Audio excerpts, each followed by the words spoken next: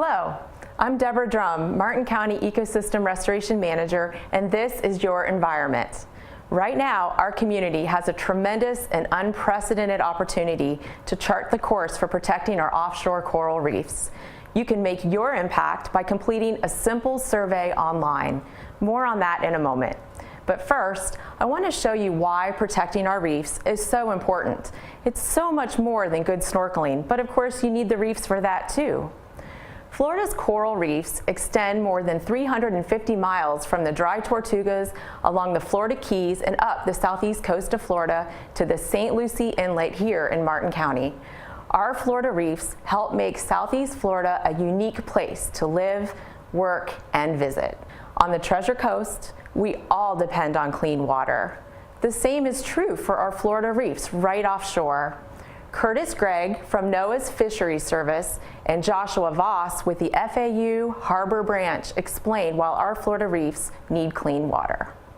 Clean water is critically important to the coral reef ecosystem, the coral reef tract itself, as well as the seagrasses, mangroves, oysters, and even the unconsolidated bottom in the estuary provides habitat. And water is the connection between those habitats, and the cleaner we can make it, the better the condition of all of those habitats are going to be in. One of the areas of my scope of work is to make the connections between what we do landside, what happens on the shore here in Southeast Florida in the four counties of Martin County, Palm Beach County, Broward County, and Miami-Dade County, what that means for water movement off of the yards, roadways, streets into our estuaries where it affects the seagrass resources, mangroves, oyster habitats.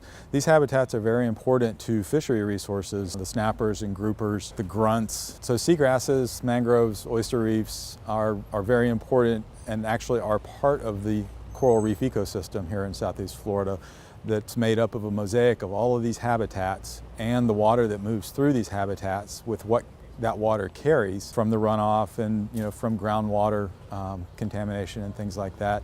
And all of that has an effect on the coral reef ecosystem and the coral reef itself. I think the main misconception is a lack of awareness of the linkages between what we do here on shore and what's happening out in the ocean. Everything is connected. What we do here on shore affects what's happening out in the ocean. Sometimes you can see it clearly, sometimes it's harder to see, but the data are consistent that what we do on shore affects what's going on out in the ocean. Here in Martin County, we have an incredibly unique coral reef ecosystem lying just outside of St. Lucie Inlet within St. Lucie Inlet State Park. It's one of the northern terminuses for many different coral species, has high biodiversity of fish and other invertebrates that are both commercially and ecologically important. And we know that the health of this system is directly linked to the water quality that exits the inlet and impacts this reef. We know that things like value of our overall ecological system and the quality of life that we appreciate here in Martin County is directly linked to the health of the environment in which we're in.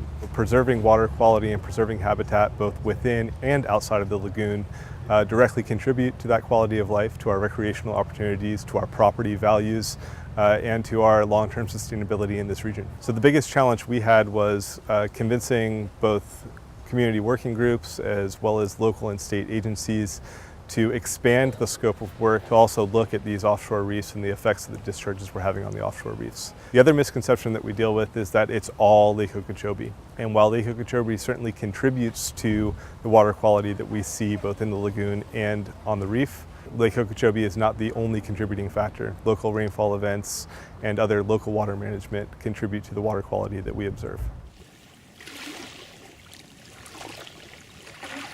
Our Florida reefs also protect us. Sparing our shoreline during storms is important because we all love our beautiful beaches, and repairs are costly. Joanna Walsack is the expert to tell us how our Florida reefs protect us. It is really difficult to explain the value of coral reefs, especially because they are so complex, and we really try to help people understand that even if you don't go to the ocean, even if you don't go out and see and snorkel and dive and fish, that every day those reefs are working to help protect you, both with your land, your food, and your economy. And it really is an incredibly valuable resource that deserves protection. Some of the not so obvious benefits of coral reefs are Things like wave protection during storms. If we have a healthy coral reef, it actually protects our coastlines and reduces our need for beach nourishment projects. It protects our incredibly valuable real estate. They're home to hundreds of different fisheries. Our economy is incredibly linked to these valuable resources. Coral reefs are vital to the South Florida way of life. Very early on, we try to introduce children through our teacher training classes. We make sure to get coral reef curriculum into the educational system so that children understand the value of the coral reefs in understanding diversity, and those lessons apply well beyond coral reef issues. So through our Florida Reefs community planning process, we're hoping to use the information we've gathered over the past 10 years to create a comprehensive management plan for the section of reef that is north of Biscayne National Park through the St. Lucie Inlet here in Martin County. And this is the first time that this is happening in this region, so it's incredibly important that we ensure that all groups and stakeholders are engaged in this process to make sure it's balanced between use and protection of these resources. I work for the Florida Department of Environmental Protection's Florida Coastal Office, and I oversee multiple programs of the state of Florida that have coral reef. And I'm here to talk about the Southeast Florida Coral Reef Initiative and one of its projects, the Our Florida Reefs community planning process. This is a group of stakeholders that have been working over the past 10 years with my agency to learn about the northern part of the Florida Reef Tract, from the northern boundary of Biscayne National Park in Miami-Dade County to the St. Lucie Inlet here in Martin County. And we have gotten together to learn anything from where the valuable coral reefs are to what lives on them and what is threatening them and how to reduce those threats. You know, the most rewarding thing about this job is actually showing people the amazing stuff that's out there. I have the opportunity to know where the cool spots are, and I get to take people to them and see them experience a coral reef for the first time, and that is the most fulfilling part of my job. Our Florida reefs are fascinating, and they are a great teaching tool. They bring families together and attract tourists from all over the United States and beyond. Mark Perry with Florida Oceanographic Society explains the different ways our Florida reefs teach us. All of us in Florida really have an ownership of these unique coastal ecosystems, and one of the most unique coastal ecosystems are these nearshore reefs like the Savollard Reef and the State Park Reef. And it's important that we protect them because the diversity of life that they support also supports the economy that is good for our regional area. And maybe you own a retail store or a restaurant or something and you don't think too much about it, but these reef systems and the environment that we have around here, like the estuaries and the lagoons, they're all very valuable to us because they support a great economy and a great place for people to come and visit and support our restaurants, our hotels, and all the retail businesses that we do around us. So it's good for the environment and it's good for our economy in this area because a lot of tourists like to come and visit these unique features that we have here in Martin County. So right here we have these reef systems that have tremendous amounts of fish and beautiful tropical fish like blue damsels and angelfish and parrotfish, and also fish that we commonly see as groupers and snappers, big schools of fish that come across and use these reefs. And also our sea turtles. The sea turtle adults that nest on our beach in the summer months, the subadults also use the Savollard reefs here and the reef to the south of us at the State Park Reef.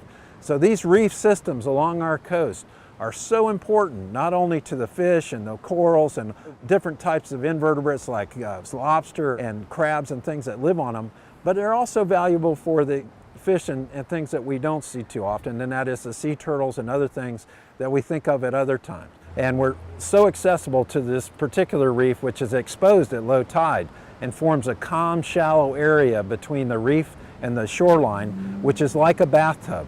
And so it's got that local name, but it really is built by these incredible little animals called polychaete worms. And they cement these sand tubes one next to the other, and they create this colony of living reef, and they're about 50,000 per square meter. And at low tide, like today, the reef is exposed, they're down in those tubes. But at high tide, they come up to the top of the reef and they filter feed plankton from the water for their food with little tentacles. And then at low tide again, they're down inside their holes. So our main message is we want to go and explore the reef and snorkel around the tide pools, see all the thousands of different animals there, But when you look at it, don't stand on top of the reef to crush those tubes, because then the animal can't come up to feed. These particular polychaete worms only exist from Cape Canaveral to Brazil, and they live right on top of this substrate known as the Anastasia Formation. And that's the rock substrate you see cropping out at the House of Refuge and along our coast here. And that is a coquina limestone that was cemented together thousands of years ago and underlies the beach, but crops out right here along shore and forms this great substrate for these, not only the worm reefs, but also the coral reefs. South of the St. Lucie Inlet, which is only a mile south of here, is the St. Lucie Inlet State Preserve Reef. It's part of the state park. And it's a protected reef that goes 5 miles to the south of the St. Lucie Inlet, but only a mile offshore. So it's very accessible by small boat. And that reef is the northern limit for our hard and soft corals you find in the Keys and the Bahamas. We have over 36 different hard and soft corals there and over 150 different fish species that are associated with that reef. We have all kinds of grouper and snapper and small tropical fish like chromis and blue damsels and angelfish. We should all learn about them, come out and see them, but also explain it to other people so they learn about it and protect these reefs from the pollution effects of our dumping of pollution and also any trash or people marring them up. And remember, don't anchor on the coral reef because you can break the corals off very easily with anchor. Instead, tie up to a mooring buoy or find a sandy spot nearby to anchor in, drift over the reef to explore the reef. And then just north of here, we have our coastal center, which is the Florida Oceanographic Coastal Center. We have some great exhibits about the sabbled worm reefs and other reef systems along our coast, some touch tanks. It's a great exhibit experience. We're open 7 days a week. And we just come and visit us at the Florida Oceanographic Coastal Center, just about a mile up the road here on Hutchinson Island.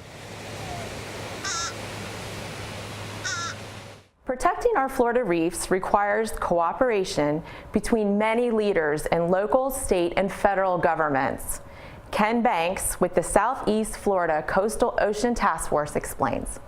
I'm Dr. Ken Banks, and I'm a staff person for the Southeast Florida Coastal Ocean Task Force. And the task force is a group of elected officials from the Southeast Florida area, from Martin County southward to Miami-Dade County, including cities, local coastal cities, as well as some stakeholders, fishers, divers, marine industry, business owners, who are all involved in developing recommendations for coastal ocean conservation. Well, the real importance here is that we're finally engaging elected officials, and we haven't done that before. All of our conservation work has been involved with government agency staff people, and more recently with stakeholders, people that use the resources, which is really important.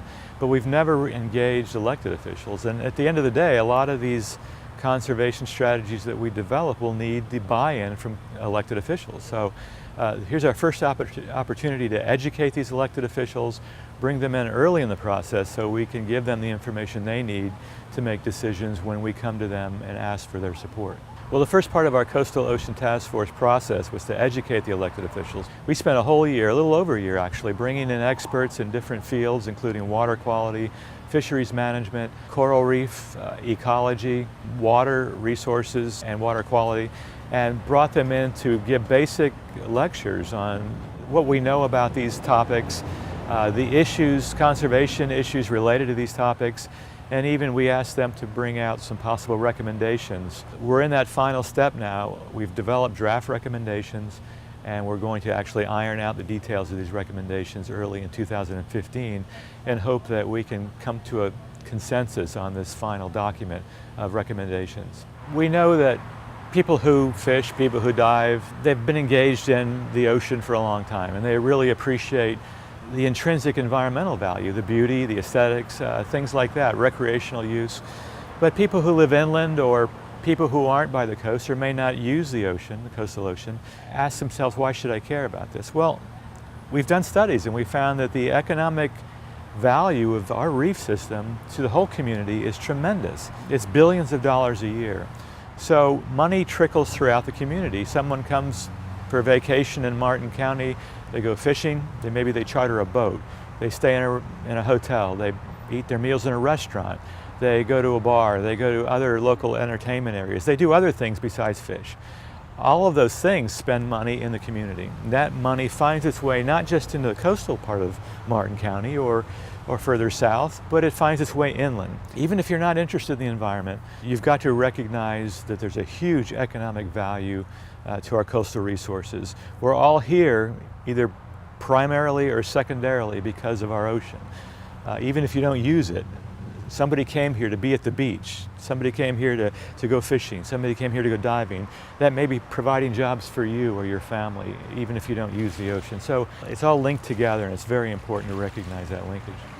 When it comes to protecting our offshore coral reefs on the Treasure Coast, the Martin County Board of County Commissioners has been engaged for a long time.